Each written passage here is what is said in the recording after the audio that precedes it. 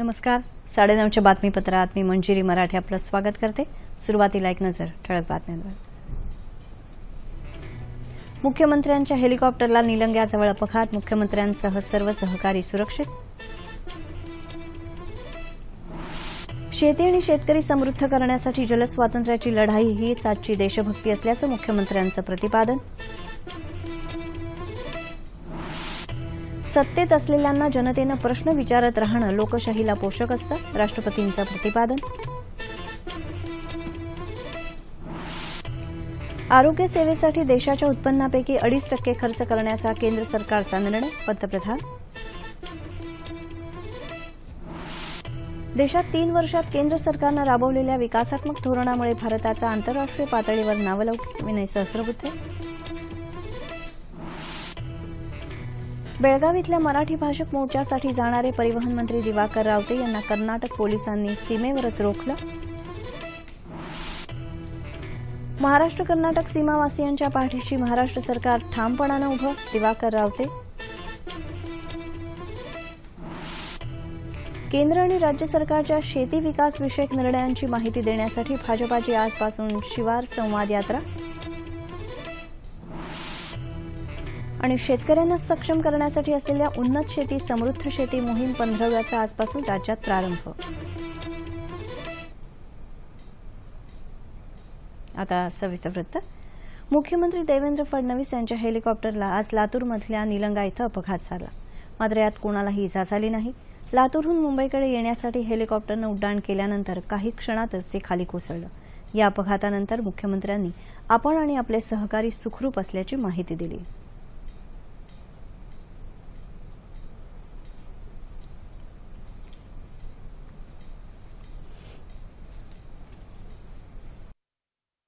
आपल्या सर्वांच्या कृपेनं महाराष्ट्राच्या 11 कोटी 20 लाख जनतेच्या आशीर्वादानं, आई भवानीच्या आशीर्वादानं, विठ्ठलाच्या आशीर्वादानं मी अतिशय कुठलीही मला इजा झालेली नाही, मला काहीही लागलेलं नाही. मी अतिशय ठीक आहे. त्यामुळे कोणीही काळजी करण्याचं कारण नाही आहे. लवकरच मी लातूरवरून मुंबईला त्या ठिकाणी जाणार आहे. माझी सर्वांना विनंती आहे की आपला आशीर्वाद असाच राहू द्यावा आणि कोणीही काळजी करण्याचं काही कारण नाही आहे. मुख्यमंत्र्यांचे माध्यम सल्लागार केतन पाठक यांच्या डोक्याला किरकोळ मार लागला असून त्यांच्यावर निलंग्यातच उपचार करण्यात आले. भारतीय जनता पक्षाच्या शिवार यात्रेला आज लातूर जिल्ह्यातल्या निलंग्यातून सुरुवात झाली. त्यासाठी मुख्यमंत्री लातूरला गेले होते. हलगरा इथं श्रमदान केल्यानंतर मुख्यमंत्री मुंबईकडे येण्यासाठी निघाले. त्यावेळी त्यांच्या हेलिकॉप्टरनं उड्डाण केल्यानंतर हेलिकॉप्टरच्या पंख्यात विजेच्या तारा अडकल्यानं हेलिकॉप्टर जमिनीवर कोसळलं. शिवाजी विद्यालयाच्या मैदानाशेजारी असलेल्या भरत कांबळे यांच्या घराला हेलिकॉप्टरचे पंखे अडकल्यानं त्यांच्या घराचं नुकसान झालं आहे. त्याचप्रमाणे 7 जण किरकोळ जखमी झाल्याचं वृत्त आहे. मुख्यमंत्र्यांसाठी मुंबईहून विशेष विमान मागवण्यात आल्यानंतर त्या विमानानं मुख्यमंत्री आणि त्यांचे सहकारी मुंबईला रवाना झाले. या अपघाताची चौकशी सुरू केली असल्याची माहिती निलंगा पोलीस ठाण्याचे पोलीस निरीक्षक कल्याण सुपेकर यांनी दिली.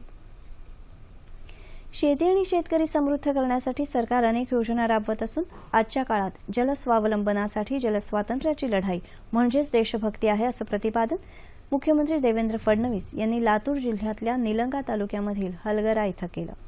शिवार संवाद यात्रेमुळे सरकार काय करत आहे हे जनतेला समजू शकणार आहे. जनतेशी संवाद साधला जात असल्यामुळे लोक आनंदानं यात्रेचं स्वागत करत असल्याचंही मुख्यमंत्र्यांनी पत्रकारांशी बोलताना सांगितलं. भाजपाच्या संवाद सभा अभियानाला आज लातूर जिल्ह्यात प्रारंभ झाला. फडणवीस यांनी सुमारे अर्धा तास हलगरा इथं ग्रामस्थांबरोबर श्रमदान केलं. यावेळी त्यांच्या समवेत खासदार डॉ. सुनील गायकवाड, लातूर जिल्ह्याचे पालकमंत्री संभाजी पाटील निलंगेकर होते. शेतकऱ्यांनी गट शेतीची योजना राबवली तर सरकारच्या शेतीविषयक सर्व योजनांसाठी मदत करणार असल्याचं फडणवीस यांनी सांगितलं. हलगरा गावात झालेल्या नाला खोलीकरण, सरळीकरण कामाची मुख्यमंत्र्यांनी यावेळी पाहणी केली. सत्तेत असलेल्यांना जनतेनं विविध विषयांवरचे प्रश्न विचारणं अत्यावश्यक आहे. असं केल्यानंच राष्ट्राचं आणि लोकशाहीवादी समाजाचं हित साधलं जाईल असं राष्ट्रपती प्रणव मुखर्जी यांनी म्हटलं आहे. आज नवी दिल्लीत रामनाथ गोयंका स्मृती व्याख्यानात ते बोलत होते. लोकांनीही परस्परात संवाद साधणं लोकशाहीला पोषक असतं असं सांगून राष्ट्रपती म्हणाले की सर्वसाधारणपणे सत्तेत असलेले लोक इतरांचं ऐकून न घेता त्यांच्यावर वर्चस्व गाजवण्याच्या वृत्तीचे होतात. तसे ते होऊ नयेत म्हणून लोकांनी जागरूक राहून त्यांना सतत प्रश्न विचारत राहणं, त्यांच्याकडे जाब मागत राहणं गरजेचं आहे. याबाबतीत प्रसारमाध्यमांची भूमिकाही महत्त्वाची आहे. समाजातल्या शोषितांना आणि वंचितांना न्याय देण्याच्या दृष्टीनं प्रसारमाध्यमांनी काम करावं.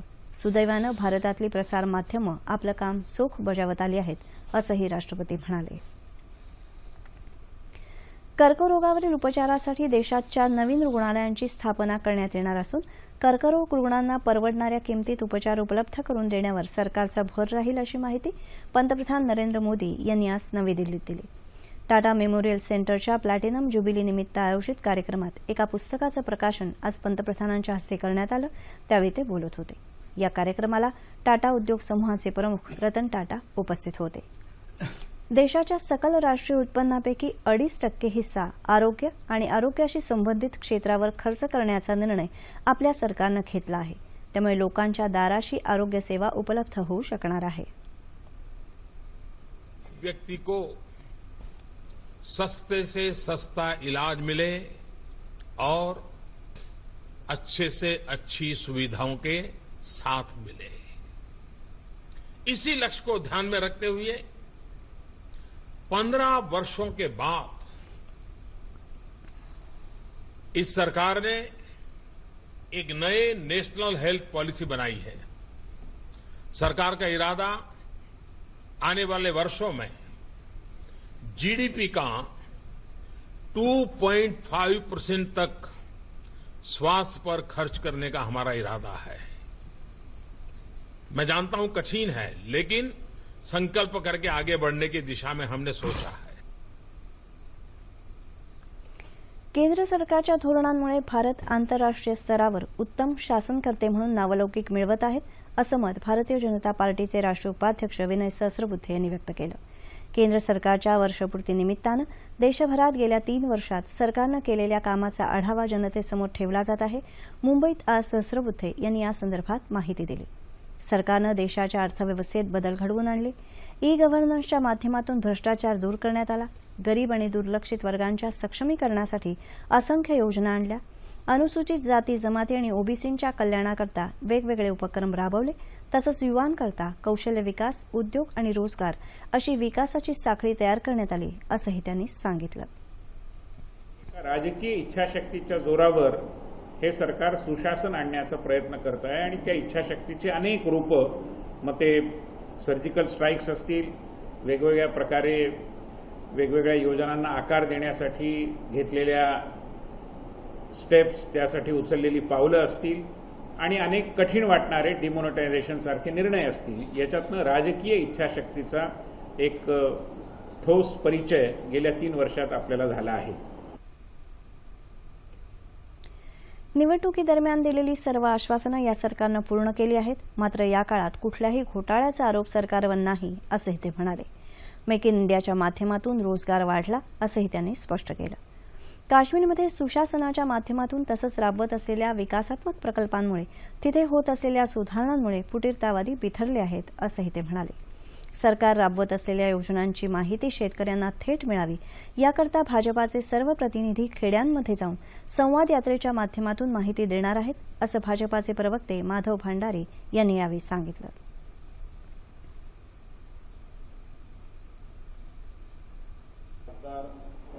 सर्व लोकप्रतिनिधी हे आजपासून महाराष्ट्राच्या सर्व तालुक्यांमध्ये जाऊन शेतकऱ्यांबरोबर प्रत्यक्ष त्या खेड्यामध्ये जाऊन शिवारामध्ये बसून संवाद यात्रा, संवाद कार्यक्रम करतायत. ह्या कार्यक्रमाचं वैशिष्ट्य असं आहे की याच्यामध्ये कुठलंही जाहीर सभा होणार नाही, व्यासपीठ आहे, लाऊडस्पीकर लावला आहे वगैरे असं काही होणार नाही. तर त्या ठिकाणी प्रत्यक्ष थेट संवाद साधण्याचे कार्यक्रम या शिवार संवाद यात्रेच्या माध्यमातून सुरू झालेले आहेत आणि आतापर्यंत जी माहिती मिळाली त्यानुसार त्या कार्यक्रमांना फार चांगला प्रतिसाद मिळतो. कर्नाटकातल्या बेळगाव इथं महाराष्ट्र एकीकरण समितीच्या वतीनं आज होणाऱ्या मराठी भाषक मोर्चासाठी जात असलेले परिवहन मंत्री दिवाकर रावते यांना कर्नाटक पोलिसांनी कर्नाटकातल्या कोगनोळ इथं अडवलं. सुरक्षेच्या कारणावरून बेळगावमध्ये 3 दिवस प्रवेश न करण्याबाबत कर्नाटक सरकारची नोटीस यावेळी पोलिसांनी रावते यांना बजावली.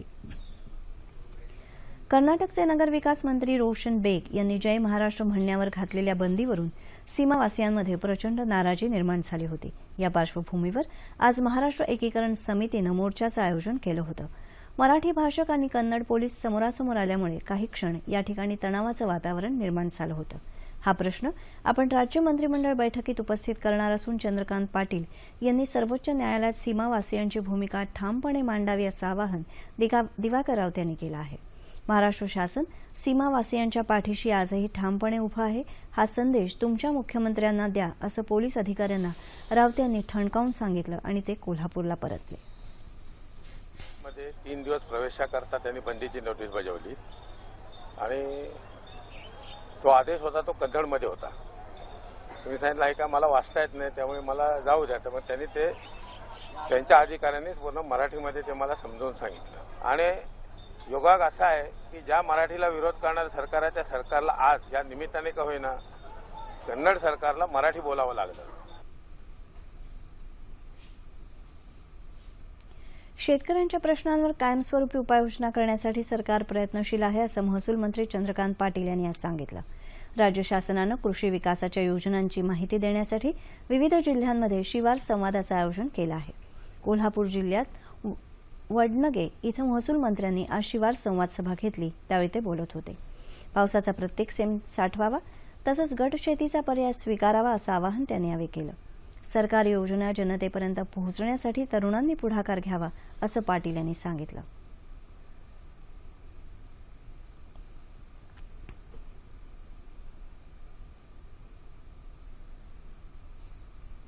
गावातल्या तरुणांना आवाहन करावं की योजना खूप होतात पण त्या योजना खालपर्यंत पोहोचत नाहीये. त्याला सरकारी नोकर जसे कारणीभूत आहेत तसे गावातले तरुण कारणीभूत आहेत. त्यांनी या योजनांचा रोज अभ्यास केला पाहिजे आणि त्या योजना लोकांपर्यंत पोहोचवल्या पाहिजे.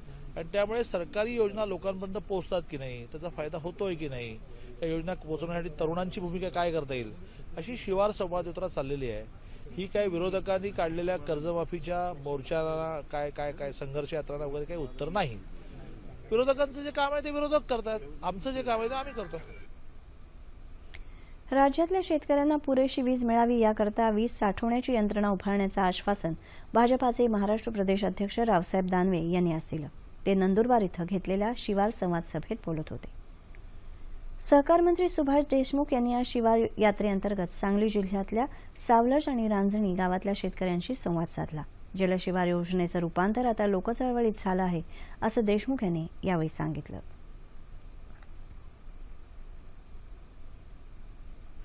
केंद्र सरकारनं शेतकऱ्यांसाठीची कर्जावरील व्याज सवलत योजना या आर्थिक वर्षातही कायम ठेवण्याचा निर्णय घेतल्याची माहिती रिझर्व्ह बँकेतर्फे आज मुंबईत देण्यात आली.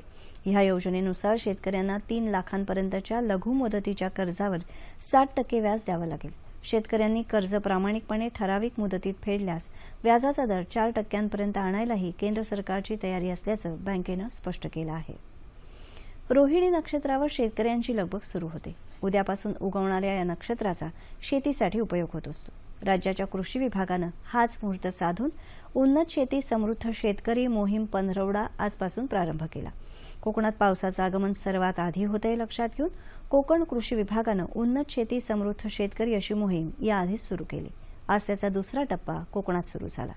शेतकऱ्यांच्या सक्षमीकरणासाठी असलेल्या या अभियानासंदर्भात कृषी विभागाचे संचालक सुल जाधव यांनी दूरदर्शनद्वारा शेतकऱ्यांना आवाहन केलं. राज्यामध्ये आजपासून उन्नत शेती समृद्ध शेतकरी पंधरवडा सुरू करण्यात आलेला आहे. आपल्या राज्यामध्ये शेतीच्या दृष्टीनं रोहिणी आणि मृग नक्षत्राला अनन्यसाधारण असं महत्व आहे आणि हाच धागा पकडून उद्यापासून सुरू होणाऱ्या रोहिणी नक्षत्राच्या निमित्ताने राज्यामध्ये आजपासून म्हणजे 25 मे ते मृग नक्षत्राला सुरुवात होईपर्यंत म्हणजे 8 जूनपर्यंत राज्यामध्ये आपण उन्नत शेती समृद्ध शेतकरी हा पंधरवडा आयोजित करीत आहोत, साजरा करत आहोत. या पंधरवड्यामध्ये शेतकऱ्यांना कृषी विभागामार्फत राबवल्या जाणाऱ्या आणि एकूणच शेतकऱ्यांचं उत्पन्न वाढवण्यासाठी राबवल्या जाणाऱ्या योजनांची माहिती या पंधरवड्यामध्ये आपण शेतकऱ्यांना देणार आहोत. राज्यातल्या प्रत्येक गावामध्ये शेतकऱ्यांच्या खरीप हंगाम पूर्व बैठका या निमित्तानं आयोजित करण्यात आलेल्या आहेत आणि या बैठकीमध्ये विद्यापीठातील तज्ज्ञ, कृषी विज्ञान केंद्रातील तज्ज्ञ, कृषी संशोधन केंद्राचे तज्ज्ञ, वेगवेगळ्या बँकांचे अधिकारी, पशुसंवर्धन विभागाचे अधिकारी आणि शेतीसाठी आवश्यक असणाऱ्या योजना ज्या जी अंमलबजावणी करतात त्या सगळ्या विभागाच्या अधिकाऱ्यांना या पंधरवड्यामध्ये आपण शेतकऱ्यांसमोर आणून त्यांना योजनांची माहिती देणार आहोत. म्हणजे एकूणच शेतीचं पिकाचं उत्पादन वाढवणे, उत्पन्न वाढवणं आणि उत्पादनावरचा खर्च कमी करणं, या दोन्ही बाजूने आपण या मोहिमेमध्ये काम करणार आहोत. आणि नेमकी ही टेक्नॉलॉजी, हे तंत्रज्ञान शेतकऱ्यांना या निमित्तानं आपल्याला द्यायचं आहे. म्हणून माझी विनंती आहे शेतकऱ्यांना, मी असं आवाहन करेन की या 15 दिवसामध्ये आपण मोठ्या संख्येने या अभियानामध्ये सहभागी व्हावं आणि उन्नत शेती समृद्ध शेतकरी या पंधरवड्याच्या निमित्तानं आपण तंत्रज्ञानाचा लाभ घ्यावा. हवामान. नैऋत्य मोसमी पावसाची वाटचाल अपेक्षेप्रमाणे सुरू असून कोमरीन क्षेत्राच्या दक्षिण भागापर्यंत ढगांचा प्रवास झाला आहे. गेल्या 24 तासात विदर्भाच्या काही भागात कमाल तापमानात सरासरीच्या तुलनेत उल्लेखनीय वाढ झाली. राज्यात सर्वाधिक तापमान चंद्रपूर इथं 47.2°C इतकं नोंदवलं गेलं. विदर्भात तुरळक ठिकाणी उष्णतेची लाट येण्याची शक्यता वर्तवण्यात आली आहे. वाढलेल्या अतिउष्म्यामुळे दक्षिण कोकण, मध्य महाराष्ट्र आणि मराठवाड्यात तुरळक ठिकाणी मेघगर्जनेसह पाऊस पडण्याची शक्यता हवामानशास्त्र विभागानं व्यक्त केली आहे. तापमान सेल्सिअसमध्ये मुंबई कमाल 34, किमान 28, नागपूर 45 आणि 30, पुणे 37 आणि 24, औरंगाबाद 41 आणि 27, नाशिक 38 आणि 25, कोल्हापूर 36 आणि 25, रत्नागिरी 34 आणि 27, सोलापूर 43 आणि 27, अमरावती 44 आणि 31. ठळक बातम्या पुन्हा एकदा. मुख्यमंत्र्यांच्या हेलिकॉप्टरला निलंग्याजवळ अपघात, मुख्यमंत्र्यांसह सर्व सहकारी सुरक्षित. शेती आणि शेतकरी समृद्ध करण्यासाठी जलस्वातंत्र्याची लढाई हीच आजची देशभक्ती असल्याचं मुख्यमंत्र्यांचं प्रतिपादन. सत्तेत असलेल्यांना जनतेनं प्रश्न विचारत राहणं लोकशाहीला पोषक असतं, राष्ट्रपतींचं प्रतिपादन. आरोग्य सेवेसाठी देशाच्या उत्पन्नापैकी 2.5% खर्च करण्याचा केंद्र सरकारचा निर्णय, पंतप्रधान. देशात 3 वर्षात केंद्र सरकारनं राबवलेल्या विकासात्मक धोरणामुळे भारताचा आंतरराष्ट्रीय पातळीवर नावलौकिक, विनय सहस्रबुद्धे.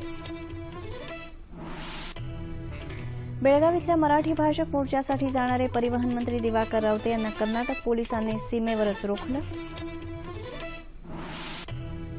महाराष्ट्र कर्नाटक सीमावासियांच्या पाठीशी महाराष्ट्र सरकार ठामपणानं उभं, दिवाकर रावते. केंद्र आणि राज्य सरकारच्या शेती विकास विषयक निर्णयांची माहिती देण्यासाठी भाजपाची आजपासून शिवार संवाद यात्रा. आणि शेतकऱ्यांना सक्षम करण्यासाठी असलेल्या उन्नत शेती समृद्ध शेती मोहीम 15 आजपासून राज्यात प्रारंभ. याबरोबरच हे बातमीपत्र संपलं. पुन्हा भेटूया उद्या सकाळी 8:30 वाजता आपल्या सह्याद्री वाहिनीवर. नमस्कार.